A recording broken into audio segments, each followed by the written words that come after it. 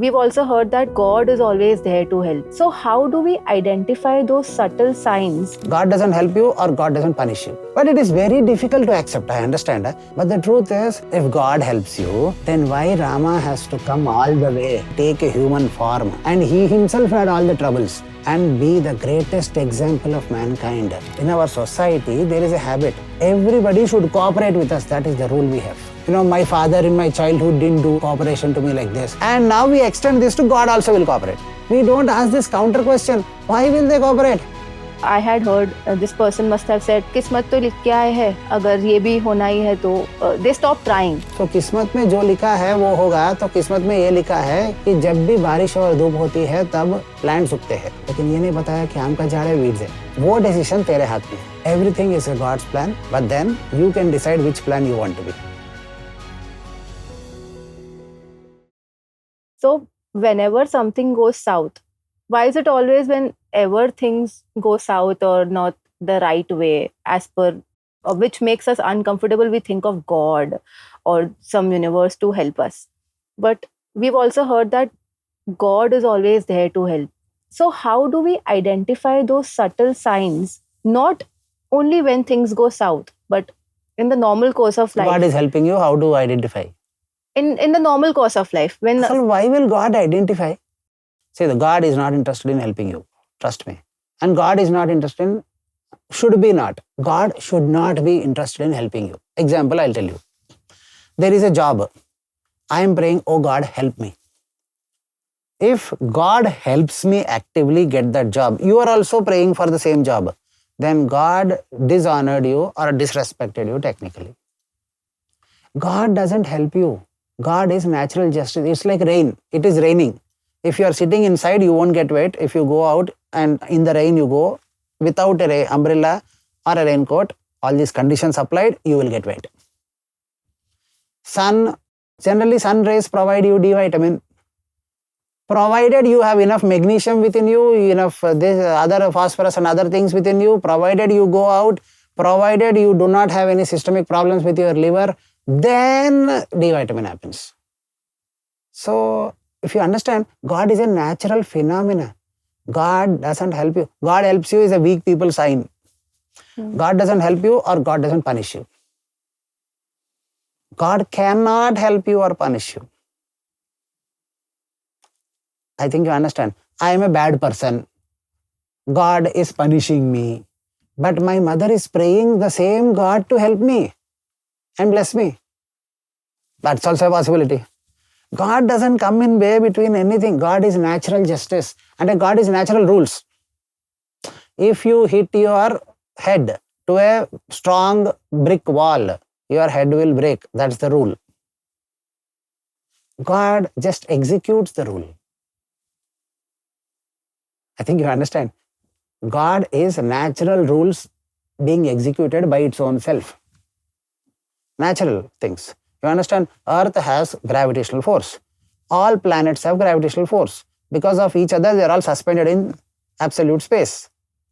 And they won't fall. Don't worry. Be relaxed. God is not helping you hold it. God is natural principle. Our Advaita Vedanta always insists on this. God doesn't exist. God only exists. How is that? God does not exist. God does exist becomes a present continuous tense. God does. No, God existed future, past, all tenses. God is existence. Existence. No, this is a present, all past, present, future, everything together. That is the reason why in our Advaita Sanatana Dharma we call it as Tripura Sundari. Past, present, future, or any three. And yes, no, not okay. In between. Plus, minus, equal to. Everything, he, she, it. Everything. Dead, alive, about to be born. All of it is God. I think you understand. Tripura, all three states. Everything is God only. Okay, so don't blame it on God. Everything is how this existence executes its own self. If God helps you, then why Rama has to come all the way, and take a human form and be the greatest example of mankind. And he himself had all the troubles. And what you consider God did not help. He helped himself. Krishnam Vande Jagat Gurum, but still Krishna is 100% God. I am not the one to declare. He himself declared he is God. Discussion over. And no competition. Am I clear? Now, that being said, no competition for him being God. He is the God. Krishna is eternal. But he himself had all the challenges. Nobody believed him when he was alive. Only 2, 3, 4, 5, 6 people. Everybody else challenged him. Everybody else troubled him. Are you understanding? And Samba. Now we all fail. Our failures in life. We judge ourselves by failures in life. Lord Krishna's son, Samba. The name is Samba. He did so many mistakes in his life. So many. Bad parent. What is Lord Krishna? A failure, yes. A failed parent, yes. No, he had so many bad. Krishna had so many bad children. And children who did bad things in their life. Lord Krishna did so many. Lord is perfection, all completion. Good, bad, ugly is there with Lord Krishna. Perfection, imperfection and mediocrity is also there with Lord Krishna. Failure is there, success is there, power is there, weak, run chhod bhi hai. He is weak enough to leave the battleground and run. But he has the power. In Mahabharata times, he is considered number 1 warrior. Number 1. And nobody could ever beat him. Discussion over. He is the one. That's it.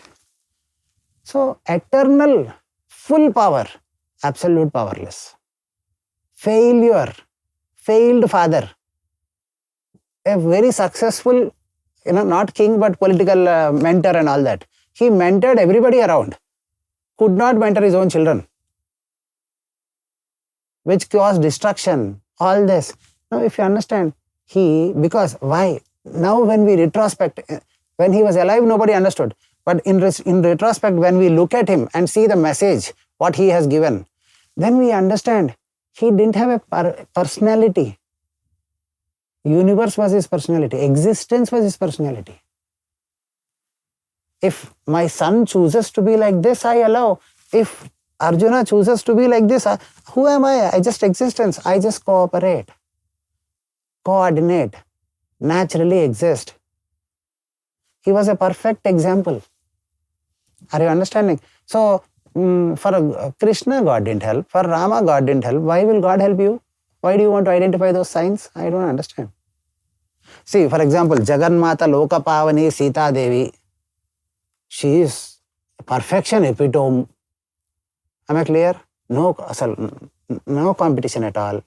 But when she was technically abducted by, Ravanasura, Rama, I am the Rama. I want the world. Indra, Devata, everybody, tell me where she is. Everybody will come and serve and tell.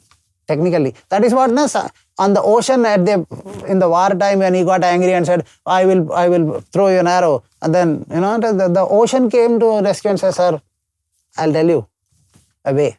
Yes. So, there also he could do it. Rama did not seek help. We useless fools seek help and we expect God will help us. But it is very difficult to accept. I understand. If I say God will not help you, then your insecure mind will feel very bad about it. But the truth is, God can only help you as much as, like, sun can give you D vitamin. Rain can wet you. Or rain can give you food.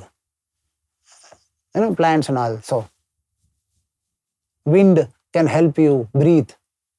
If your diaphragm doesn't move, what will the air around there do? Yes or no? So, it doesn't matter. God doesn't help you. No, don't find signs of God helping you. Find signs, S-I-G-N-S, signs of you helping yourself. Find your own introspection. Work for Sanatana Advaita Dharma insisted Nididhyasana, Shrunatavya, Manatavya, Nididhyasana, or your Tantra Sadhana, or your Sadhana.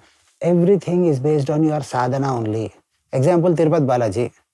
Am I clear with you? A rich man, business-tuned businessman, goes there and say, oh God, give me 5, give me 5 crores, I will give you 1 crore. Mostly it manifests. A rickshawala goes and gives the same deal. Give me 5 crore, I'll give you 1 crore. Will it manifest? No. So God doesn't help the weak. Then He is not helping. He is actually cooperating with the process. A rickshaw puller will go to Tirupati Balaji, no doubt. If somebody goes there and makes a deal, it generally, mostly happens. That's what millions believe. And it is true. It's not that belief, it's happening also.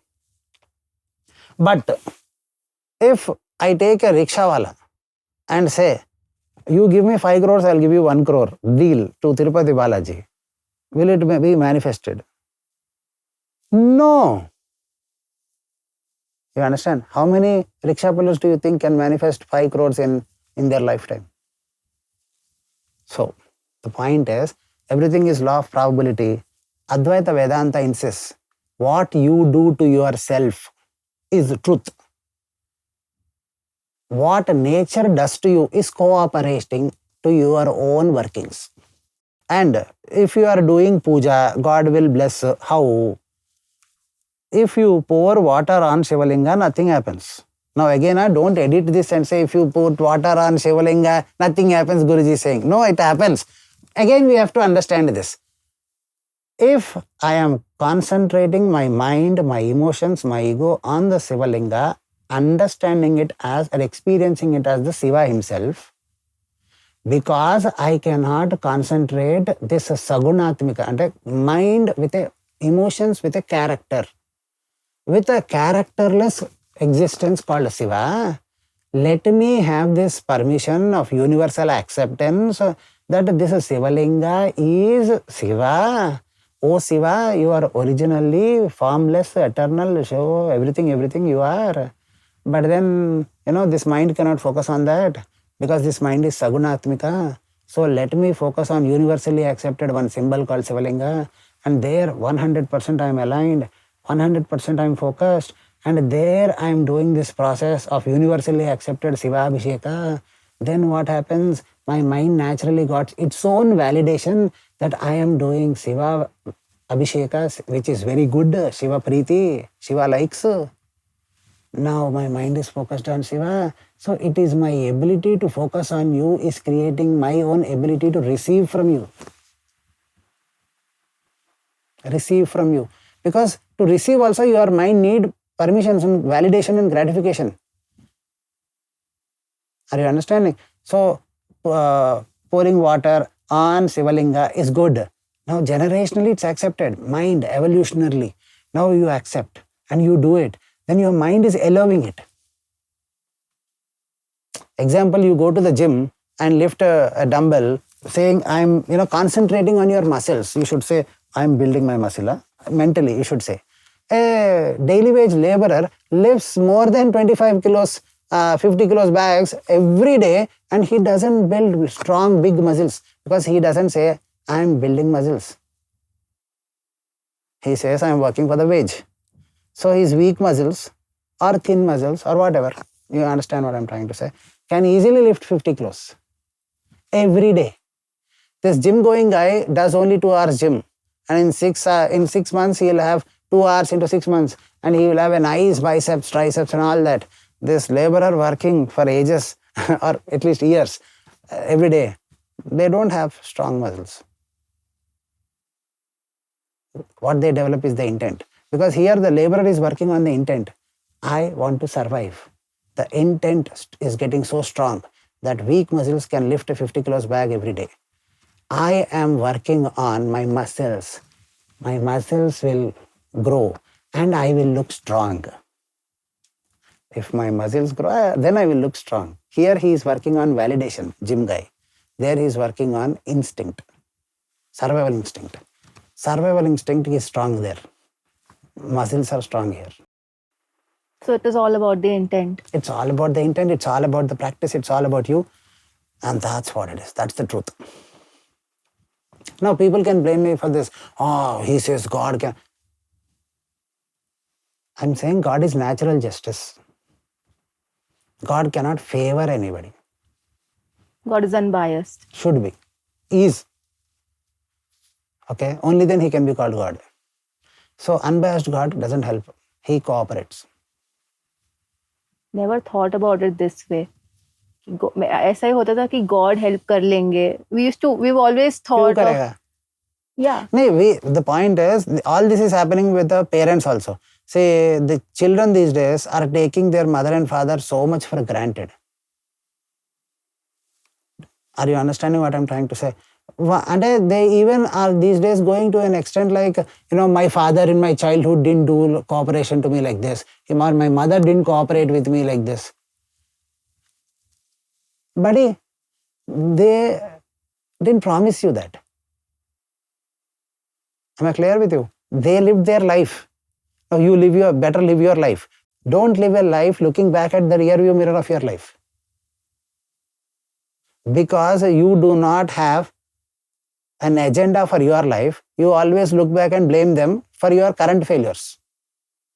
And in a way, that is gratification. Correct. For example, I'll tell you, there is a boy or there is a girl, something bad happened. And then they decided that nobody should be affected this way. So they became police officer and tried to stop crimes. This kind of story, can you relate or possible in the world? There is a girl who unfortunately was done something wrong by boys. Then two possibilities. She took revenge on them, or the revenge, a police case and all that, and she ensured justice happens, or she became a police officer, or she ran an NGO for many such women. I think you understand. Relatable stories. Now always the choice and option for success is yours. If your mother or father did not cooperate with you, then there is an option to always become a great mother in the future. But instead we use it as a blame game and become a very thorny bush. Possibility, that is also there. Why? Because in our society there is a habit. Everybody should cooperate with us. That is the rule we have. And it's an unsaid rule. Everybody should cooperate with us. These days with kids also, no, when I complete my graduation, I'll get a good job. And when there is a rule according to them that if you graduate, people should queue up to give you a job. No, that is not there. Then it's a subconscious, unsaid rule within me that everything, life cooperates, everybody cooperates. My father should cooperate with me, mother should cooperate with me, friends will cooperate, life will cooperate, wife will, husband will cooperate, everything will be good. We don't ask this counter question, why will they cooperate? And now we extend this to God also will cooperate. I think you understand. Now we have this, why God, we want God to help us, bless us, guide us, see, or whatever all this. Because we want our father, mother also to unconditionally bless us, help us, give us all their money and do whatever. We want everybody to take care of us. We want everybody to take care of us. This is a bad behavioral pattern that's happening. Remember one thing. If you are obsessed with solving people's problem, all your problems will be solved. But if you are obsessed about your problems, no problems get solved. If you are obsessed about solving people's problems, then all your problems are solved. If you are obsessed about solving 10,000 people's problem, you will be at least 1-2 crore rich.